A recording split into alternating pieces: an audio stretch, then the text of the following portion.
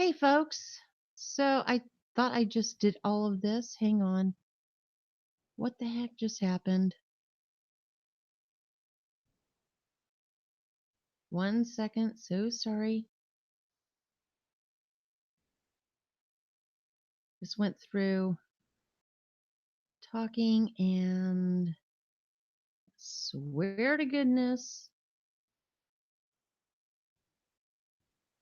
that I recorded it all. Want to make sure. 1 and a 2 and a 3 and a 4 and a 5 and 6. Nope, it didn't record. All right, so we're back at where I was. Anyway, hey folks, April Rain. I just came back from voting, well, a while ago. Things have happened throughout the day, so I wanted to give my experience of who I voted for and why. So I have a checklist, personal checklist of what I need the candidates to meet for me to vote for them. Let me begin with the governorship. As many of you know, I'm in Pennsylvania. Tom Wolf has done nothing for us. Folks still think he's a blue-collared man. He ain't. He made his riches, his millions, doing what he does. Don't fault him for that, but he's not a good governor. Who do I have going against him? Scott Wagner, that's the GOP. Paul Glover and Kenneth Krawchuk. I don't even know he's so irrelevant. I don't even know how to say his last name, or don't even want to be bothered to learn how to say his last name. So I'm in the booth and I'm trying to vote for Scott Wagner. No matter what I do, it's hitting Tom Wolf. Doesn't matter where I hit on the screen, Tom Wolf. I open up the curtain and I say, it won't let me vote who I want to vote for. Volunteer comes up and she says, who do you want to vote for? I said, Wagner. She's trying to hit, and she goes, oh, this machine's broken. And then she says, is anyone else having a problem voting for who they want to vote for? Well, obviously not, because everyone else around me is voting for Tom Wolf. Which I clearly state out loud. Obviously not, because everyone around here is voting for Tom Wolf, and the only people who are going to notice this problem are going to be people not voting for Tom Wolf and knowing that everyone around here is saying nothing. It's only going to take someone who's not shy to say, hey, the machine's not working for me. And why? And then you got to say why out in public. And all these votes are supposed to be, quote, private. Correct? So the point is, I had already decided who I was going to vote for and who not for. And as I said, I have check marks, that tally marks, whatever you want to call it, that people need to be able for me to check off. Yes, you're for this. Yes, you're for that. If you don't, then you don't get the check mark from me. So I looked over everybody before I left the house today, and nobody got a new check mark. And I went there and I'm looking at everybody's names and going, either they either have 0 check marks, a few had 1 check mark, and 2 had 2 check marks. Now, as I said, I have a prerequisite of 10 marks that people need to make.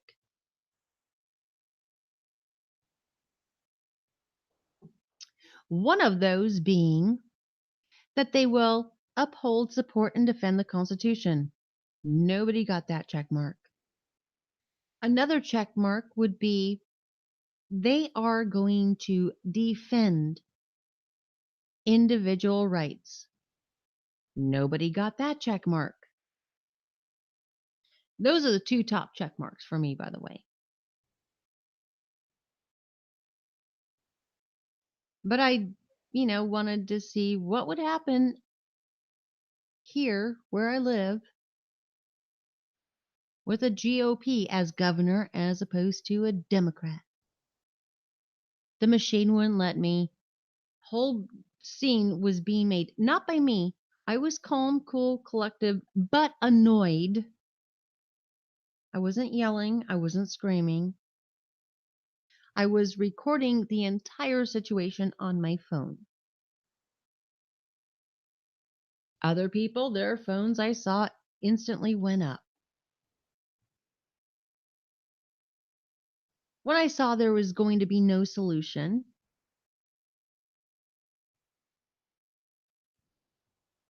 I decided to leave. I had people follow me out to my modern day conveyance. You can call it a car, you can call it a truck, you can call it a vehicle. I don't care. It's my modern day conveyance. I was so upset when I got to my vehicle and I had all these people following me, asking me questions. I literally vomited all over the front tire. When I was done, I stood up, looked at everyone, and said, "Please don't publish me vomiting," knowing that there's nothing I can do about it. I'm in public. Everything else has basically been in public. Nothing I can do. So there may be videos of me out there tomorrow, tonight, who knows? For a long time I've been saying I'm a woman without a party. And here comes Trump and he becomes president, and then here comes other people. I'm thinking they're infiltrating, and what the hell's going on? These other people, they're anti-Republicans, and now all of a sudden they are pro-Republicans. What the hell's going on? I'm going, ooh, they're cashing in on the money bag. And then here comes Candace Owens, and Trump is promoting Candace Owens, and crazy looking Charlie Cook. I'm sorry, have you seen his face? His eyes are a little too close together for my own comfort. That tells me something's wrong in the brain. Um, and yes, I've worked with retarded and mentally handicapped people before, including mongoloids and a whole bunch of others. So when I can kind of recognize that look. Um, and then there's Candace Owens, who's just skyrocketed to friggin' stardom for some reason. Well, in the meantime, there are plenty of black Democrats or black Republicans who've been black Republicans longer than Trump's been a Republican. Yet he doesn't bring them up. He doesn't promote them. I mean, people, wake up, start looking around. What the hell's going on?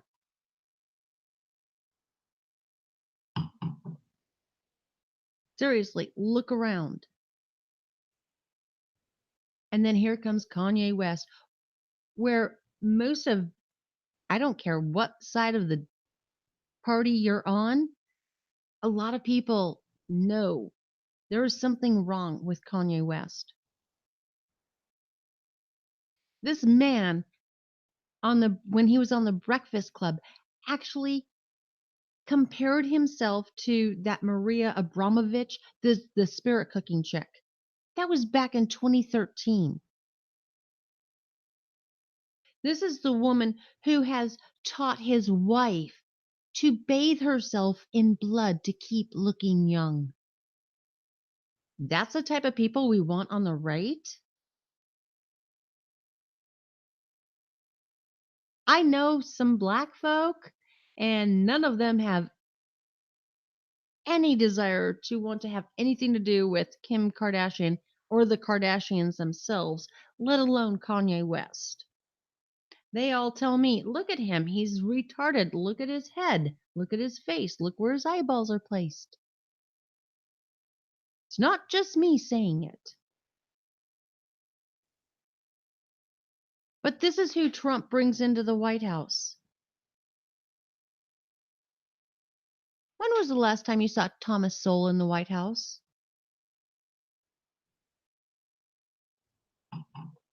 And then this whole young black uh, what was it? The young black leaders who entered into the White House. Most of them are convinced this is the first time that's ever happened. Wrong.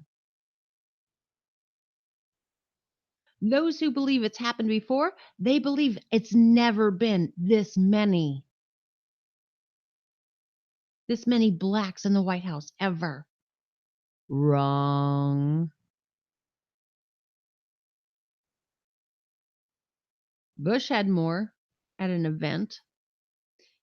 Even Bill Clinton had more at an event. And that was after his wife said that they needed to bring these black predators to heel.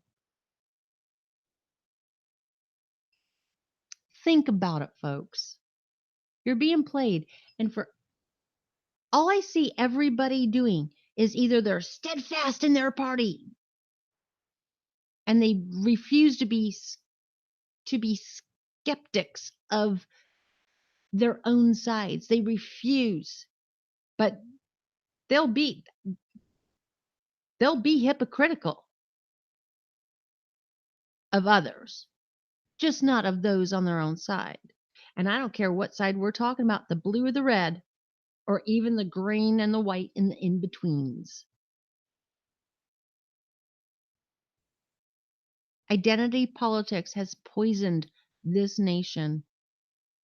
Identity politics has poisoned every single possible political party that there is.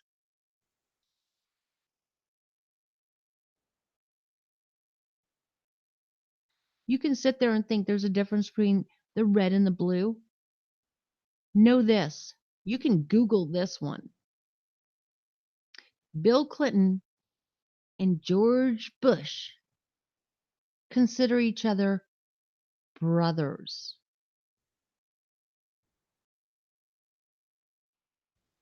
Think about it.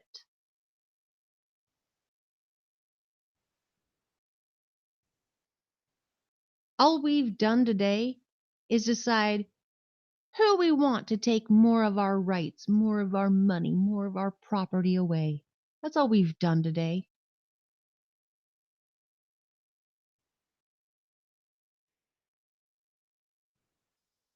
Hey, I'm guilty as well. Just said it. Just said that I wanted to vote for Scott Wagner. Couldn't.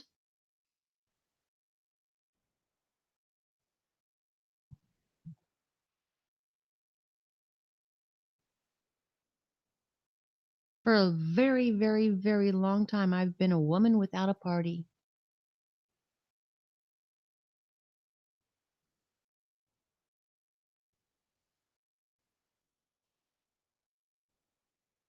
Recently, I can't refuse the truth that I'm a woman without a country. I hope you guys have a great night. Love you. And hello, maritime law, because that's what I'm studying now. So I can get on my boat and get the hell out of here.